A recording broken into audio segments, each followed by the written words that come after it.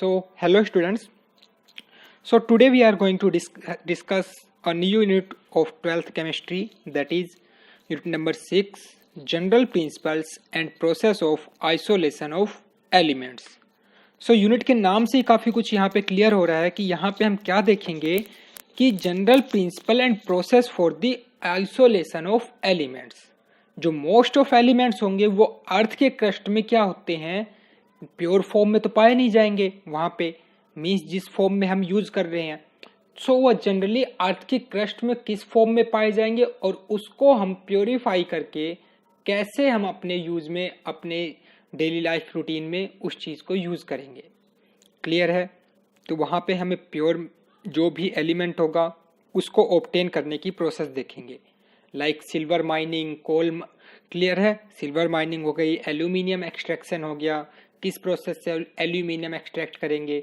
सो ये सारी प्रोसेस हम इस चैप्टर में देखने वाले हैं. ठीक है. सो अब यहाँ बात हो रही है आइसोलेशन ऑफ एलिमेंट्स की. सो जैसा कि हम एलिमेंट्स जानते हैं, मोस्ट ऑफ एलिमेंट्स जो हमारे पीरियोडिक टेबल के हैं वो कैसे होते हैं? मेटल्स होते हैं. Most of almost 75 to 80% elements जो हैं वो हमारे कैसे हैं? मेटल्स. ठीक है. जो ये एलिमेंट्स होते हैं ये जनरली किस में पाए जाते हैं? अर्थ के क्रस्ट में. ठीक है. जनरली अकर इन अर्थ्स क्रस्ट. ठीक है. जिसको हम किससे नाम से जानते हैं? लिथोस्फीयर. एंड कुछ एलिमेंट्स हाइड्रोस्फीयर में भी पाए जाते हैं. क्लियर है? सो अर्थ के क्रस्ट में जो अबंडेंस होगी, पहले तो हमें बात करते हैं कि अर्थ में सबसे ज्यादा क्रस्ट में कौन से एलिमेंट सबसे ज्यादा पाए जाते हैं. सो अगर all elements complete periodic table की बात करें तो मोस्ट अबंडेंट जो होगा अर्थ की क्रस्ट में वो होता है सिलिकॉन. ठीक है. देन उसके बाद होता है हमारा oxygen, silicon, then oxygen. Then उसके बाद हमारा आता है एल्यूमिनियम, देन आयरन. ठीक है. अब जैसा कि हम इवन 10th 11th में भी पढ़ के आ चुके हैं कि जो सिलिकॉन हो गया, एल्यूमिनियम हो गया, ये हमारे कैसे हैं? जो हम कह सकते हैं ऑक्सीजन नॉन मेटल है यहाँ से. सो मेटल्स जो होंगे प्योर मेटल्स, ये हम कह सकते हैं एल्यूमिनियम एंड यहाँ से iron. It means most of focus हमारा रहेगा इस टाइप के मेटल्स पे जहाँ पे एल्यूमिनियम एंड आयरन. ठीक है. उसके बाद बात आती है, हमने एक 10th में पढ़ी थी रिएक्टिविटी सीरीज. ठीक है. तो जो रिएक्टिविटी सीरीज है उसके बेसिस पे ही जो एलिमेंट्स हैं वो नेचर में अकर होते हैं. ठीक है. जो अकरेंस होगी, मोड ऑफ अकरेंस एलिमेंट्स की नेचर में, वो डिपेंड करेगी उसकी रिएक्टिविटी पे. कैसे डिपेंड करेगी रिएक्टिविटी पे? सपोज कोई मेटल है, वो अगर हाईली रिएक्टिव है, इट मीन्स उसके साथ जो भी आसपास जो होगा एनवायरनमेंट में वो उसके साथ क्या कर जाएगा? रिएक्ट कर जाएगा. और वो उसके साथ रिएक्ट कर जाएगा तो वो फ्री स्टेट में तो हमें मिलने वाला नहीं है.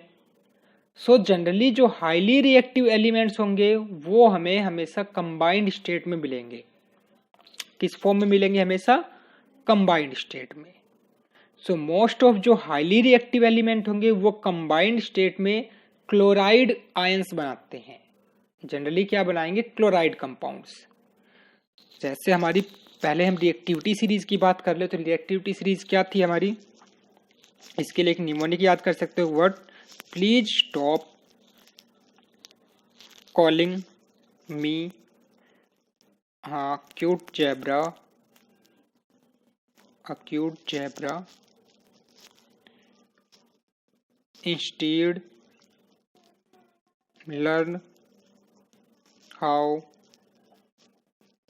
copper saves gold and platinum.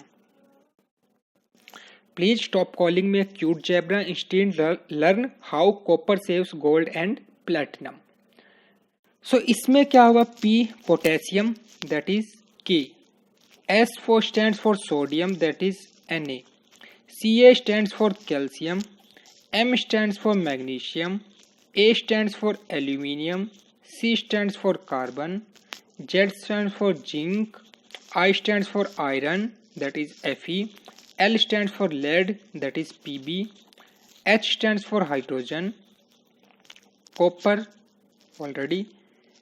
Then after that S silver, G gold, Au platinum, Pt. सो ये हमारी जनरली क्या होती थी रिएक्टिविटी सीरीज। सो ये इस रिएक्टिविटी सीरीज में ये जो शुरू के एलिमेंट्स ये क्या थे हाईली रिएक्टिव, उसके बाद इनकी होती थी मॉडरेट रिएक्टिविटी और उसके बाद जो होते थे वो होते थे लीस्ट रिएक्टिव। सो यहाँ पे जो हाईली रिएक्टिव एलिमेंट्स होंगे उनके हमें यहाँ पे क्लोराइड्स मिलेंगे, मोस्ट ऑफ क्लोराइड कंपाउंड्स। ठीक है, क्लोराइड कंपाउंड्स हाईली रिएक्टिव के। क्लियर है। जो मॉडरेट रिएक्टिविटी के एलिमेंट्स होंगे उनके हमें मोस्टली क्या मिलेंगे ऑक्साइड्स। जो मॉडरेट रिएक्टिविटी एलिमेंट्स हैं उनके हमें मिलेंगे ऑक्साइड्स। और जो लीस्ट रिएक्टिव हैं जो ऑलमोस्ट हम कह सकते हैं रिएक्ट ही नहीं करते हैं, सो वो जनरली क्या होंगे फ्री स्टेट में मिलेंगे। सो ये चीज़ रिएक्टिविटी के बेसिस के हमें यहाँ पे पता लग गया। सो अब हम बात करते हैं इसकी मोड ऑफ अकरेंस की। सो मोड ऑफ अकरेंस की बात करें तो elements are found to occur in nature in two states. अभी जो हमने बात करी या तो फ्री स्टेट में जिसको हम नेटिव स्टेट भी बोलते हैं या फिर कंबाइंड स्टेट में। सो एलिमेंट्स हैविंग लो रिएक्टिविटी, वो किसी के साथ रिएक्ट नहीं करेंगे, कंबाइन नहीं करेंगे, सो वो जनरली क्या होंगे फ्री स्टेट में पाए जाएंगे। So elements having low reactivity are not attacked by moisture, oxygen and CO2, means ये किसी के साथ रिएक्ट नहीं करेंगे, thus they exist in free state. Example gold, platinum, noble gases. ठीक है, तो हमारी ये रिएक्टिविटी सीरीज में गोल्ड प्लेटिनम लास्ट में आ रहे थे, तो ये जनरली क्या होंगे फ्री स्टेट में पाए जाएंगे। सेकेंड बात करते हैं कंबाइंड स्टेट की। कंबाइंड स्टेट में elements which are fairly reactive are attacked by moisture, oxygen, carbon dioxide, chlorides and thus they occur in combined state. ठीक है, सो जनरली जो highly reactive and moderate reactive होंगे वो क्या करेंगे, वहाँ पे carbon dioxide, oxygen, moisture, chlorides इनके साथ रिएक्ट करेंगे और वहाँ पे क्लोराइड्स, ऑक्साइड्स टाइप के सॉल्ट बनाएंगे, कंपाउंड बनाएंगे। ठीक है, उसके बाद जो जनरली नॉन मेटल्स होंगे वो क्या होंगे found in reduced form, and metal जो होंगे वो ऑक्सीडाइज फॉर्म में पाए जाते हैं। जो हमारी पीरियडिक टेबल है उसके अंदर जो एलिमेंट्स हैं मोस्ट ऑफ जो नॉन मेटल्स होंगे वो तो रिड्यूस्ड फॉर्म में पाए जाते हैं, और जो मेटल्स होते हैं वो क्या होते हैं ऑक्सीडाइज्ड फॉर्म में, क्योंकि मेटल्स जो होते हैं उनके पास टेंडेंसी होती है इलेक्ट्रॉन को लूज करने की, और जब इलेक्ट्रॉन लूज होगा तो वहाँ पे उनका ऑक्सीडेशन नंबर इंक्रीज हो जाता है, सो ऑक्सीडाइज्ड फॉर्म हम वहाँ पे कह सकते हैं। ठीक है, उसके बाद बात आती है मिनरल्स की। क्या होते हैं मिनरल्स के? So minerals are the form of metal with impurities which exist as naturally chemical substance in earth's crust। It means जो भी हमारा एलिमेंट है मेटल है वो अर्थ की क्रस्ट में इम्प्योरिटी के साथ या जिस फॉर्म में भी पाया जा रहा है उसको हम मिनरल बोलेंगे। क्लियर है? फॉर एग्जाम्पल जैसे यहाँ पे एग्जाम्पल है एल्यूमिनियम हो गया। एल्यूमिनियम जो है बॉक्साइड की फॉर्म में अर्थ की क्रस्ट में पाया जाता है। ठीक है, अब उसके साथ साथ में कुछ इम्प्योरिटीज भी रहेंगी वहाँ पे। ठीक है, तो सिमिलरली कॉपर है, कॉपर के कॉपर पायराइट्स, क्यूपराइट्स, मेलाचिट। ठीक है, इस तरह से डिफरेंट इसके क्या होंगे मिनरल्स पाए जाते हैं। जो मिनरल्स हैं उनके अंदर मेटल की कंपोजिशन क्या हो सकती है, हाई भी हो सकती है और लो भी हो सकती है। कोई ये जरूरी नहीं है कि सपोज एक मिनरल है मेटल का तो उसके अंदर मेटल की अमाउंट क्या होगी ज़्यादा ही होगी, मे बी उस मिनरल के अंदर मेटल की अमाउंट क्या हो लो भी हो सकती है उस टाइम पे। क्लियर है? सो ये कुछ हमारे बेसिक्स मिनरल्स के एग्जांपल होंगे जो लाइक एल्यूमिनियम के मिनरल्स बॉक्साइट, कैलोनाइट, आयरन के हेमेटाइट, मैग्नेटाइट, आयरन पायराइट, ये कुछ मिनरल्स के यहाँ पे एग्जाम्पल होंगे। उसके बाद बात आती है और, एक टर्म सुनी होगी आपने और। सो मिनरल्स और ओर्स में क्या डिफरेंस होता है? फॉर एग्जाम्पल क्या किया, एक दो हमारे पास कोल माइनिंग थी, सपोज ए कोल माइनिंग थी, एक बी कोल माइनिंग थी। ठीक है, ए कोल माइनिंग थी और बी कोल माइनिंग थी। एक कोल माइनिंग में भी सपोज 50 kg यहाँ पे क्या मिले, मिनरल, ठीक है, 50 kg मिनरल मिले, और वहां पे क्या हुआ, कॉस्ट हमने लगाई, मींस यहां से हमें कॉस्ट हमने जो भी लगाई, सपोज मैं कह देता हूं यहाँ पे 50,000, ठीक है, 50,000 यहाँ पे कॉस्ट लगी इसकी, इसको एक्सट्रैक्ट करने में। उसके बाद वहां से हमें यहाँ टोटल ओवरऑल जब इसको सोल्ड किया तो ओवरऑल हमें यहाँ से बेनिफिट हुआ ऑलमोस्ट सपोज 5,000 का। ओके, सपोज यहीं पे सेम वही 50 kg मिनरल, और इसको यहाँ पे इस कोल माइनिंग में इसको एक्सट्रैक्ट करने के लिए सपोज हमें ओनली 20,000 की कॉस्ट आई, और यहां से बेनिफिट हुआ हमें सपोज 15,000 का। क्लियर? सो जनरली जो ये मिनरल्स हैं, मिनरल्स को हमने दो डिफरेंट कोल माइनिंग में एक्सट्रैक्ट किया, वहां से हमें क्या कॉस्ट मिली, क्या वहां पे कॉस्ट लग रहा है, कितना हमें एक्सट्रैक्ट हुआ है। सो जनरली जो according to what industrial point of view या फिर कॉमर्शियल पॉइंट ऑफ व्यू जो मिनरल्स हमारे लिए क्या हो, बेनिफिशियल, तो यहाँ पे हम ये कह सकते हैं बी वाला हमारे लिए क्या होगा, बेनिफिशियल, क्योंकि वहां पे क्या है, कॉस्ट भी कम लग रही है और यहाँ से जो प्रॉफिट रेट है वो भी यहाँ पे ज्यादा होगा। मीन्स जो मिनरल्स हमारे लिए क्या हो, कॉमर्शियली बेनिफिशियल हो, तो उनको हम ओर्स कह देंगे। ठीक है, क्या होंगे ores? Ores are those minerals from which metal can be extracted easily and commercially beneficial, that is economical होना चाहिए, उसको एक्सट्रैक्ट करने की जो कॉस्ट है वहां पे हमें वो क्या हो, बेनिफिशियल होना चाहिए। ठीक है, इट मीन्स जो सभी ओर्स होंगे वो तो क्या होंगे, मिनरल्स होंगे, क्योंकि मिनरल से ही हमें क्या मिल रहे हैं, ओर्स मिल रहे हैं। बट क्या सभी मिनरल हैं वो ओर बन रहे हैं? नहीं, ऐसा तो नहीं हो रहा है, क्योंकि मोस्ट ऑफ मिनरल्स जो हैं, जो मिनरल्स हैं वो ओर्स में कन्वर्ट हो रहे हैं। सो मीन्स सारे ओर्स तो क्या है, मिनरल्स हैं, but all minerals are not ores. इसको हम एक ऐसे वेन डायग्राम से समझ सकते हैं, मैथमेटिक्स में आपने वेन डायग्राम पढ़ा होगा। सो जनरली अगर इसको मैं इस सर्कल से रिप्रेजेंट करूं, और it means all ores are minerals, all ores are minerals, but all minerals are not ores. ठीक है, ये मिनरल्स हैं, यहां पे क्या है, ठीक है, तो यहां से देखो ये सभी ओर्स हैं, ये मिनरल्स के पार्ट है, बट ये जो है ये पार्ट सपोज समझो ये क्या है, मिनरल है, बट ये और नहीं है। सो हम कह सकते हैं all ores are minerals but all minerals are not ores. Clear? अब बात आती है इस मिनरल से हम मेटल को कैसे एक्सट्रैक्ट करेंगे, या फिर ओर से। ठीक है, क्योंकि अभी हमें बेनिफिशियल की बात करनी है। सो जनरली इन ओर से हम मेटल को एक्सट्रैक्ट कैसे करेंगे? सो जब एक्सट्रैक्ट करने की बात आती है तो इसको भी हम डिफरेंट मेटल के हिसाब से, मेटल की रिएक्टिविटीज के हिसाब से उसको हम देखेंगे प्रोसेस। बट ओवरऑल प्रोसेस की एक बार बात करी जाए तो उस प्रोसेस में क्या होगा, जो इस प्रोसेस को है हम मेटलर्जी कहते हैं। ठीक है, जो मेटल्स हैं उनके ओर से एक्सट्रैक्ट करने की जो प्रोसेस है उसको हम क्या बोलेंगे, metallurgy. The process of extracting metals from their ores is called metallurgy. Clear है? इस प्रोसेस के क्या बोलेंगे, मेटलर्जी। अब जनरली क्या होती है, सभी मेटल्स की प्रॉपर्टी क्या होती है, सेम नहीं होती। तो इट मींस एक सिंगल प्रोसेस से तो हम मेटल को, सभी मेटल्स को एक्सट्रैक्ट नहीं कर सकते।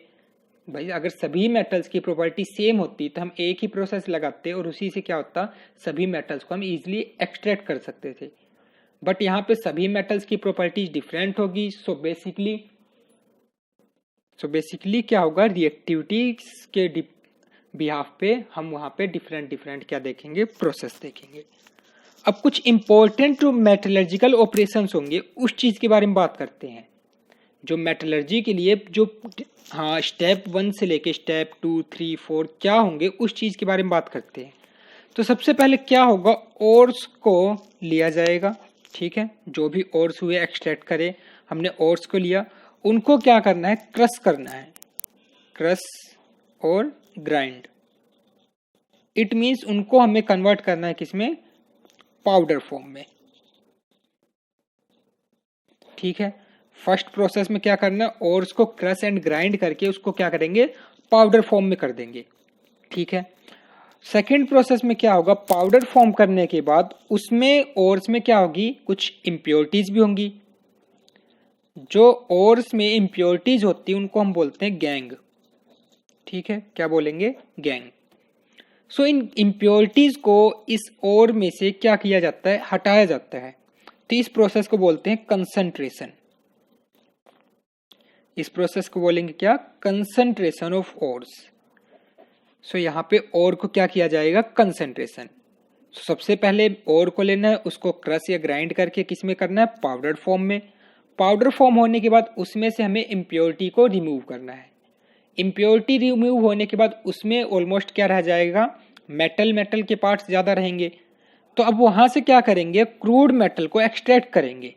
जो हमारे पास ये कंसंट्रेटेड ओर बचा, इस कंसंट्रेटेड ओर में से क्रूड मेटल को एक्सट्रैक्ट करेंगे, क्रूड मेटल एक्सट्रैक्टेड। तो थर्ड प्रोसेस में क्या करेंगे, क्रूड मेटल को एक्सट्रैक्ट कर लेंगे। अब जैसे ही क्रूड मेटल एक्सट्रैक्ट हुई, उसमें क्या होगा, कुछ इम्प्योरिटीज होंगी, वो जनरली क्या होगा, प्योर तो होगा नहीं। सो उस जो क्रूड मेटल है उसको रिफाइन करेंगे। अब क्रूड मेटल रिफाइनिंग। सो ये बेसिकली 4 प्रोसेस होंगी जो यहाँ पे मेटलर्जी को रिप्रेजेंट करेंगी। सबसे पहले ओर्स को क्रश एंड ग्राइंड करके पाउडर फॉर्म में करना है। पाउडर फॉर्म में करने के बाद इम्प्योरिटीज हटा देंगे तो वो कंसंट्रेट हो जाएगा। कंसंट्रेट ओर को क्या करेंगे, उसमें से क्रूड मेटल को एक्सट्रैक्ट करना है। और क्रूड मेटल जैसे ही एक्सट्रैक्ट हो जाएगा उसको क्या करेंगे, रिफाइन करेंगे। कंप्लीट उसको रिफाइन करके प्योरीफाई करेंगे, तो हमें लास्ट में क्या मिलेगा, प्योर मेटल ऑब्टेन हो जाएगा। सो ये कंप्लीट प्रोसेस होगी हमारी मेटलर्जी में। क्लियर है। सो अब हम बात कर लेते हैं फर्स्ट प्रोसेस की, that is crushing and grinding. That is crushing and grinding, it means उसको पाउडर फॉर्म में कन्वर्ट करना। सो जनरली ओर्स जो होते हैं वो found in nature in the form of big lumps. Means इसके जो ओर्स होते हैं वो जनरली क्या होते हैं, बिग लम्प्स की फॉर्म में होते हैं। क्लियर है, इस तरह की फॉर्म में रहेंगे। तो इन सब को क्रश एंड ग्राइंड करके हमें क्या करना है, पाउडर फॉर्म में कन्वर्ट करना है। Okay, so these are crushed into small pieces with the help of crusher and grinder. ठीक है, जो क्रशर एंड ग्राइंडर की हेल्प से इसको हम क्या करेंगे, यहाँ पे पाउडर फॉर्म में कन्वर्ट करेंगे। इस प्रोसेस को क्या बोलते हैं, क्रशिंग। क्लियर है। उसके बाद जो होगा, जो ये स्मॉल पीसेज हैं, पहले तो क्या करेंगे, इसको क्रश कर देंगे। सपोज इसमें 2 प्रोसेस हम कर सकते हैं। लाइक सपोज ये इतने बिग पीसेज हैं, इसको हमने इतने स्मॉल पीसेज में कन्वर्ट कर लिया, और इस स्मॉल पीसेज को अगेन ग्राइंड करके पाउडर फॉर्म में कन्वर्ट कर लेंगे। क्लियर है। सो ये पहली प्रोसेस होगी। ओके, अब ये जो पाउडर फॉर्म करने की बात है, ये हम जनरली करते हैं किससे, एक प्रोसेस जो होती है उसको हम बोलते हैं स्टैम्प मिल। स्टैम्प मिल की हेल्प से हम इसको क्या करते हैं, प्रोसेस को क्या करते हैं, पाउडर फॉर्म में। सो ये जो स्टैम्प मिल की हेल्प से हम यहाँ पे स्टैम्प मिल या फिर कहीं कहीं पे कुछ बॉल मिल भी यूज कर लेते हैं। ठीक है, तो इसकी हेल्प से हम इसको क्या करते हैं, पाउडर फॉर्म में कन्वर्ट करते हैं, और इसी प्रोसेस को हम बोलते हैं पल्वराइजेशन। क्या बोलते हैं, पल्वराइजेशन। ओके, उसके बाद next process, that is concentration और beneficiation of ore. It means हमें ओर में से क्या करना है, इम्प्योरिटी को रिमूव करना है। ठीक है, इम्प्योरिटी को ही हम क्या बोलते थे, गैंग। तो उसकी डेफिनेशन क्या होगी, या फिर उसको कई जगह मैट्रिक्स बोल दिया जाता है। Sir the impurity associated with ores is generally called gang और मैट्रिक्स। ठीक है, जो वहां पे ओर्स के साथ इम्प्योरिटी रहेगी उसको हम क्या बोलेंगे, गैंग। सो इसके अंदर क्या होगा, जो कंसंट्रेशन प्रोसेस है उसमें भी कुछ सब पार्ट्स होंगे। लाइक फर्स्ट सब पार्ट होगा ओर ड्रेसिंग। ओर ड्रेसिंग क्या होगा, the removal process of impurity. जो गैंग होगी उसको रिमूव करने की प्रोसेस को, इसको हम बोलेंगे ओर ड्रेसिंग या कंसंट्रेशन ऑफ ओर्स, ठीक है। उसके बाद second process beneficiation ores.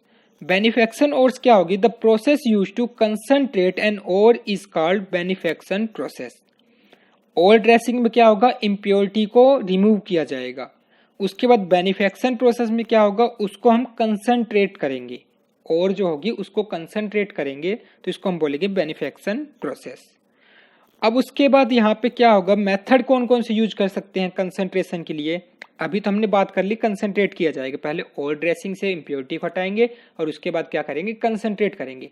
But concentrate करेंगे कैसे? उसके लिए पहला मेथड है hand picking method. Hand picking method क्या होगा? जब इम्प्योरिटी क्या हो, टोटली सेपरेबल हो। सपोज ये समझ लो सैंड है, सैंड के ऊपर क्या होते हैं? थोड़े थोड़े मार्बल के पीस होते हैं। तो अगर सैंड में से मार्बल के पीस उठाने तो हम उसको हैंड से पिक कर सकते हैं, ठीक है। इट मीन्स वो एक दूसरे से क्या होते हैं? सेपरेबल रहते हैं वहां पे सैंड और मार्बल के पीस। सो हम उसको हैंड से पिक कर सकते हैं, इसलिए इसको प्रोसेस को बोलेंगे हैंड पिकिंग। उसके बाद है सेकंड हाइड्रोलिक वॉशिंग, नेविगेशन या ग्रेविटी सेपरेशन। क्लियर है? सो बेसिकली हाइड्रोलिक वॉशिंग में क्या होगा? यहाँ नाम से क्लियर हो रहा है, हाइड्रो मीन्स वाटर के साथ वॉशिंग करेंगे। सो इसके अंदर क्या होगा? एक लेयर सी कन्वेयर्स बेल्ट होगी, उसमें क्या होगा? वाटर को नीचे से क्या होगा? अपवर्ड मोशन में स्ट्रीम किया जाएगा। तो कुछ इम्प्योरिटी जो होंगी लाइटर होंगी, ठीक है, और से क्या होंगी? लाइटर होंगी। तो वो क्या हो जाएंगी? वॉश अवे हो जाएगा, और जो और होगा वो क्या होगा? नीचे सेटल डाउन हो जाएगा। क्लियर है? जब नीचे से स्ट्रीम यहाँ पे वाटर की में आएंगे तो क्या होगा? लाइटर पार्टिकल्स यहाँ से अवे चले जाएंगे, और जो ओर्स होंगे वो क्या हो जाएंगे? नीचे सेटल डाउन हो जाएंगे। सो ये होगी यहाँ पे hydraulic washing. So in this process lighter particles are freed from heavier particles by washing through water. इसी प्रोसेस को हम बोलते हैं लेविगेशन। क्लियर है? क्या बोलते हैं? लेविगेशन। ये मेथड तभी यूज करेंगे जब क्या हो? गैंग पार्टिकल्स लाइटर हों हमारे जो वहां पे और पार्टिकल से। गैंग पार्टिकल क्या हो? लाइटर होने चाहिए और पार्टिकल से, जिससे गैंग पार्टिकल ही वहां से क्या हो जाए? रिमूव हो, ठीक है, और पार्टिकल एज इट इज वहां पे सेटल डाउन हो जाए। क्लियर है?